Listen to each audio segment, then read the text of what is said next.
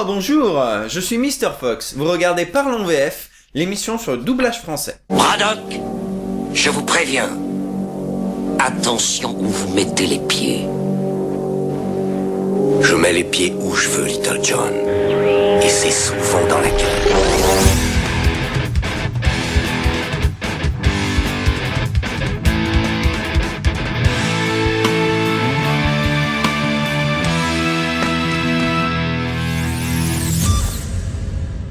Ah, le doublage, un sujet très délicat et difficile à aborder, surtout dans la communauté geek et otaku. En effet, dès que quelqu'un prononce doublage français, ce qui nous vient à l'esprit, c'est ça. Tu veux qu'on se tire l'oreille? Ou encore... Couteau de cuisine, couteau de salle à manger. Ou même... Elles sont mortes à cause de moi.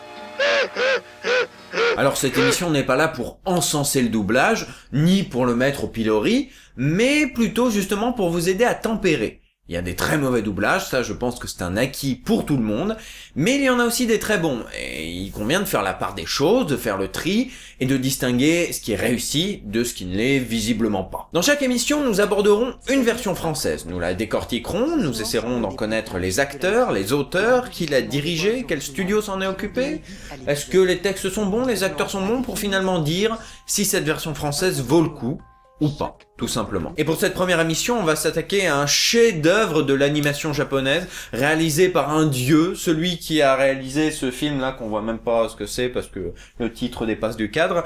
Je parle de nul autre que de Hayao Miyazaki et de son film Princesse Mononoke. Princesse Mononoke, ou Mononoke Hime, sorti en 1997 au Japon, et en 2000 en France, est une œuvre assez particulière dans la filmographie du réalisateur. Plus ambitieux, plus sombre, le film prend place dans un Japon médiéval où les animaux sont encore considérés comme des divinités, grandes bêtes immenses et majestueuses. Le film nous raconte l'histoire de Ashitaka, un jeune humain maudit par un sanglier géant devenu fou, qui doit quitter son village pour apprendre à porter sur le monde un regard sans haine. Au cours de son voyage, il rencontrera un moine vagabond, plus fourbe qu'il n'y paraît, une stratège militaire qui défend les forges, et bien sûr la princesse des loups, San, aussi appelée Mononoke. Je suis venu ici pour demander à l'esprit de la forêt de me délivrer de la malédiction de Nago. Les hommes sont beaucoup plus dangereux que les dieux de la forêt.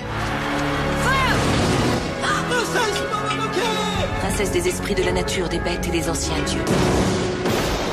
Sauvage homme, élevé par des loups et qui a juré ma mort. Princesse Mononoke, c'est l'un des premiers films des studios Ghibli à avoir été distribué internationalement grâce à un partenariat avec Buena Vista International qui s'occupe de tous les films des studios Disney. C'est donc un soin tout particulier qui a été apporté à la version française de Princesse Mononoke, tout comme l'aurait été un film des studios Disney. Alors c'est donc logiquement qu'on retrouve Dubbing Brothers comme studio pour s'occuper de la version française du film. Ce sont eux qui s'occupent de toutes les versions françaises des films Disney. La direction artistique, c'est-à-dire choisir les acteurs et les diriger, a été confiée à Jean-Marc Panetier, qui est assurément un acteur majeur dans le doublage depuis la fin des années 90 et même un peu avant. Il a dirigé énormément de films et énormément de styles différents. Il a dirigé aussi bien des comédies comme American Pie ou Ace Ventura que des drames humains comme Parle avec elle ou Tout va bien, The Kids Are Alright, aussi bien des documentaires comme Fahrenheit 911 que des grandes fresques épiques comme Gangs of New York et évidemment des films d'animation. C'était déjà lui qui avait dirigé la version française de Porco Rosso et il dirigera les versions françaises de d'autres films des studios Ghibli par la suite comme Nausicaa de la vallée du vent. Alors ça va être difficile pour moi de parler de l'adaptation dans la mesure où je ne parle pas un traître mot de japonais et c'est toujours difficile de se fier aux sous-titres dans ces cas-là. Certains sont traduits de l'anglais, d'autres reprennent les dialogues de la version française et dans tous les cas, ils sont trop concis pour être littéraux. Donc je me contenterai simplement de parler de la qualité d'écriture. Et je vous dirais que les dialogues sont très bien écrits. Ils sont poignants, percutants, ils tapent bien où il faut comme il faut, vraiment aucun souci à ce niveau. Avez-vous l'idée de la provenance de cette lettre? Elle vient de l'empereur en personne. De l'empereur en personne? C'est qui l'empereur en personne? Le grand Mikado. Un grand cadeau, c'est gentil. Oui, elle m'épate, ça, elle m'épate. On notera que Jean-Marc Panetier a utilisé quelques trucs pour pallier aux différences notables entre la langue française et la langue japonaise. Mais qu'est-ce que tu veux dire par là, me direz-vous? Eh bien, regardons en version originale cette scène où la chamane du village annonce à Ashitaka qu'il va bientôt mourir.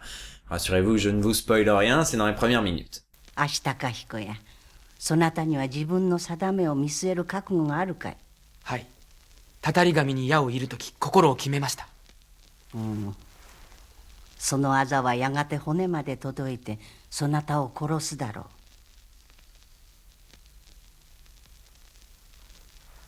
ひい様、なんとかなりませんか？足高は村を守り、乙女らを守ったのですぞ。Vous avez remarqué ce lourd silence après l'annonce où Ashitaka encaisse la nouvelle comme il peut? Voilà la même scène en version française. La tâche peu à peu envahira ton corps jusqu'à pénétrer même l'intérieur de tes os. Le mal te causera d'effroyables souffrances et puis tu périras.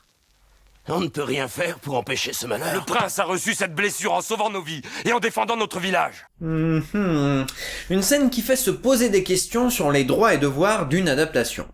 D'un côté, l'adaptateur a fait parler un personnage sur une scène supposée muette, ce qui trahit l'esprit de l'œuvre originale et affaiblit la tension dramatique, c'est vrai.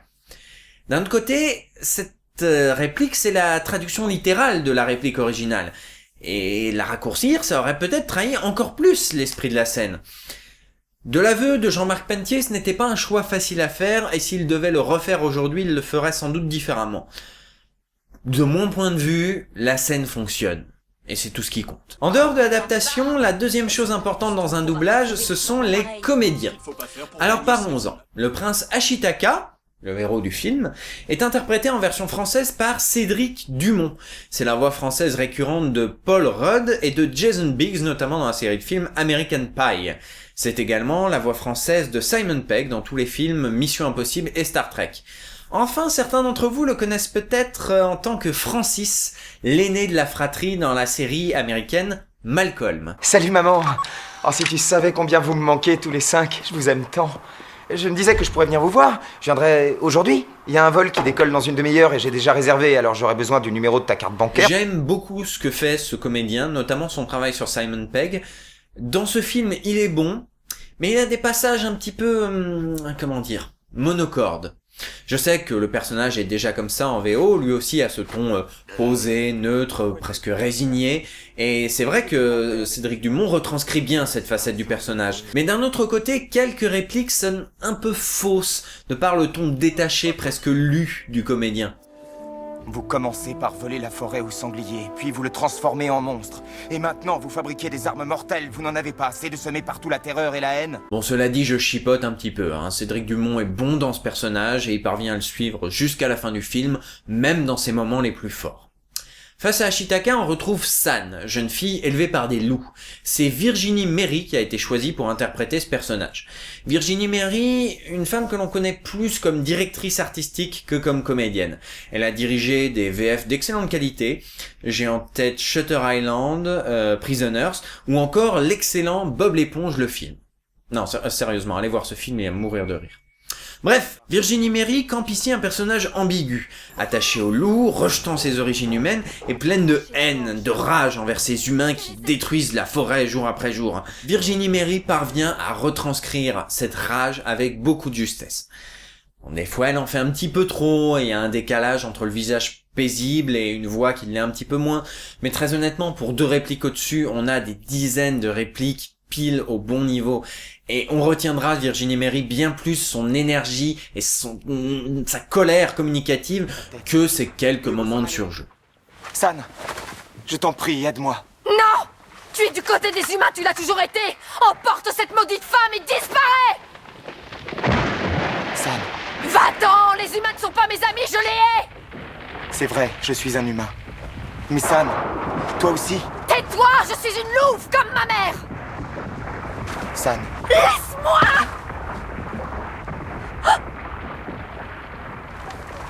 Princesse Mononoke, c'est également bon nombre de personnages secondaires, tous plus intéressants les uns que les autres. La mère louve par exemple. En version originale, elle est interprétée par Akihiro Miwa, un célèbre transformiste japonais. Son interprétation est donc particulièrement intéressante. Mère louve à la voix d'homme, aux intonations de doyenne du monde, on dit souvent dans le film que ces animaux géants sont encore des divinités. Eh bien en version originale, l'interprétation de Akihiro Miwa accentue encore plus cette impression de divin.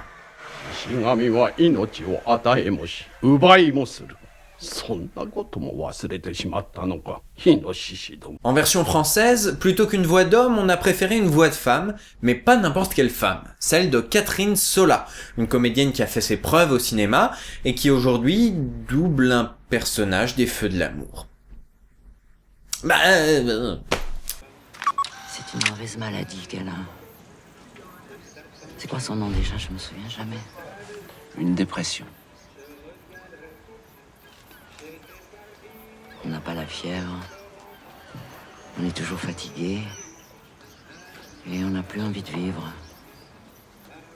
Si sa performance souffre de la comparaison avec la version originale, elle n'en demeure pas moins excellente. Catherine Sola a elle aussi cette voix de doyenne du monde. Une voix gutturale, rauque, qui colle parfaitement à cette merlouve. Puisque je porte aussi en moi une boule de poison des humains. Nago a fui et les ténèbres l'ont rattrapé. Moi je demeure et je contemple ma mort. Mère, demande au dieu cerf de te guérir. San, j'ai vécu assez longtemps. Bientôt le dieu cerf reprendra ma vie. Un autre personnage secondaire particulièrement attachant, c'est le moine serviteur de l'empereur, Jiko. Il est doublé en français par André Chaumot, un comédien habitué aux rôles secondaires au cinéma, au théâtre, et qui est décédé l'année dernière dans l'indifférence générale. André Chaumot a un timbre tellement attachant, tellement particulier, un timbre qui colle parfaitement au personnage de Jiko. Jiko est facétieux, on le prend au début pour un comic relief, mais il s'avère en réalité bien plus fourbe qu'il n'y paraît, bien plus malin, bien plus malicieux, et toutes ces facettes de sa personnalité sont résumées dans la voix d'André Chaumot. Attends-moi, te sauve pas comme un voleur. On n'a même pas fait connaissance. Non, non, ne me dis pas merci, mon garçon, vraiment, c'est inutile. C'est moi, au contraire, qui dois te remercier. C'est vrai, je t'ai vu faire mordre la poussière à ces samouraïs de grand chemin. Pas mal du tout, hein. Maintenant, vous allez m'écouter attentivement. On a investi beaucoup de temps et beaucoup d'argent.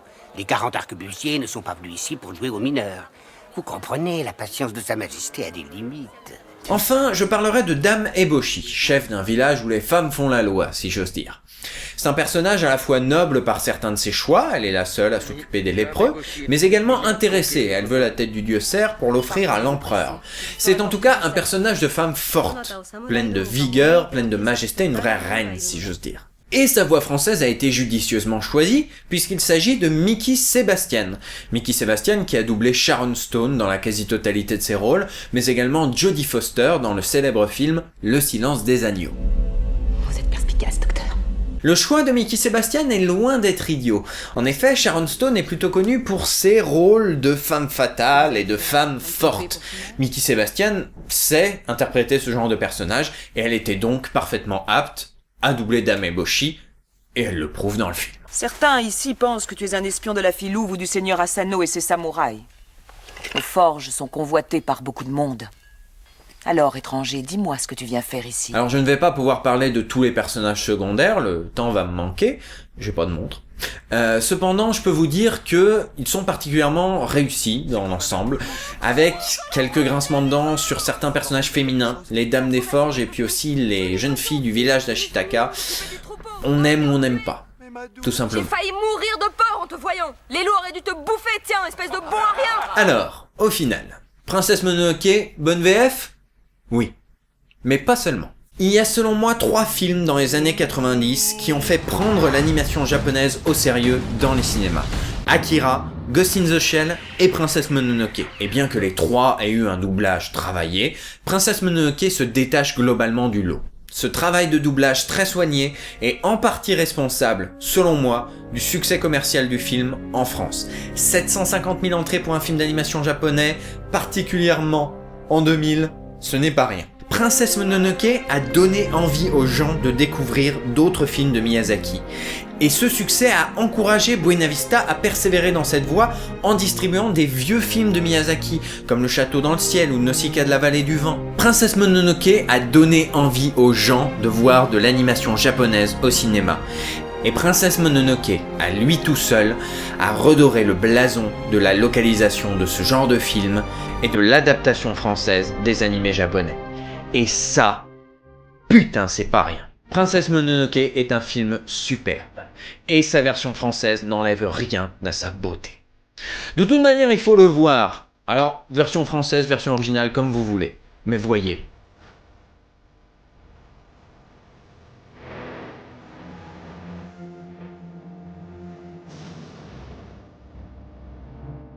Voilà, c'est tout pour aujourd'hui. Je vous donne rendez-vous la prochaine fois.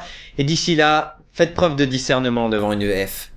Parce que sinon... Je ne le pardonnerai jamais.